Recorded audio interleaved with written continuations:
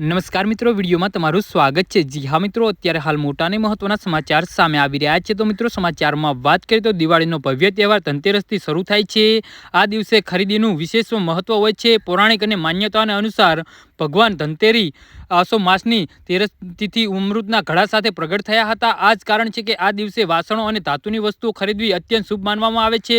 લોકો સામાન્ય રીતે દિવસે સોનું અને ચાંદી ખરીદવાનું શુભ માને છે, પરંતુ જો તમે સોનું કે ચાંદી ખરીદી શકતા નથી તો ચિંતા કરશો નહીં। જી હા મિત્રો, અત્યારે હાલ મોટા અને મહત્વના સમાચાર સામે આવી રહ્યા છે।